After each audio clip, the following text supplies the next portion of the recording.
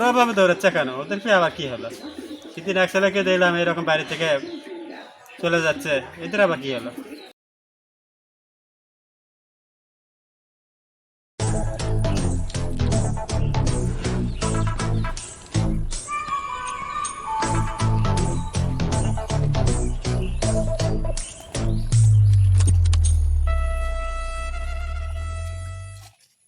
কিরে বন্ধু, কেমন আছিস? ভালো আছিস তো?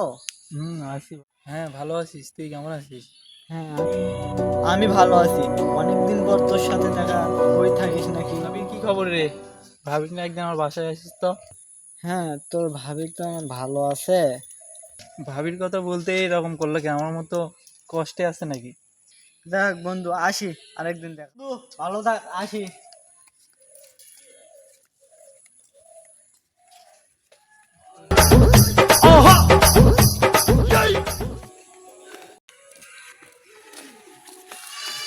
বাপ রে বাপ, এত সাংঘাতিক! কিরে বন্ধু, তুই এত দৌড়ে আসলি কেন? তোর ভাই ডাকাত পড়ছে নাকি? তুই তো দৌড়ে আসলি, তোর বাড়ি তো মানে ডাকাত পড়ছে। কিরে বন্ধু, তোকে তো সেদিন বলতেই পারলাম না। আর তোর ভাবেই ডাকাত। বুঝতে পারছি, আমার বাড়িতেও যে অশান্তি তোর বাড়িতেও একই বন্ধু, অশান্তি। তুই ঠিকই ধরতে পারছিস। তোর ভাবের জন্য বাড়িতে টিকতেই পারছিস। দুষ্ট মহিলাদের জন্য বাড়িতে টিকা যাচ্ছে না। চল বন্ধু, আমরা একদিকে চলে যাই। চল বন্ধু, আয়।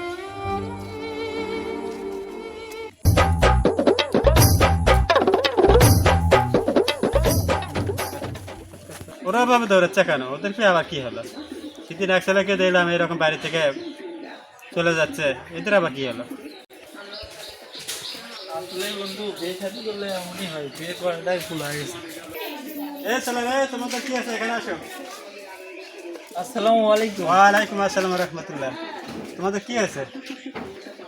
তোমরা এত অস্থির কেন? দুজনকে দেখি মানে আলাদা মন মানসিকতা দেখা যাচ্ছে।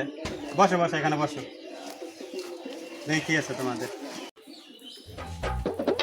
এই ছেলে, এই ছেলে, তোমার আবার কি আছে?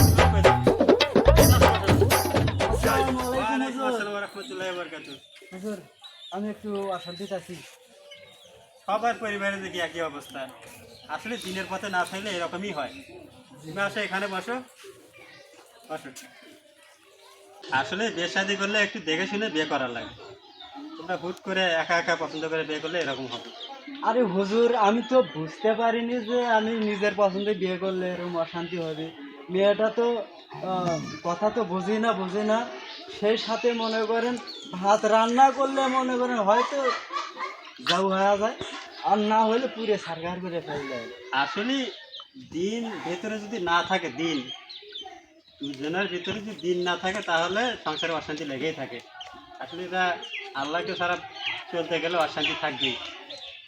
অতএব পরিবারে শান্তি আনতে গেলে পরিবারের সবাইকে নিয়ে ইসলামের ছায়াতলে থাকতে হবে।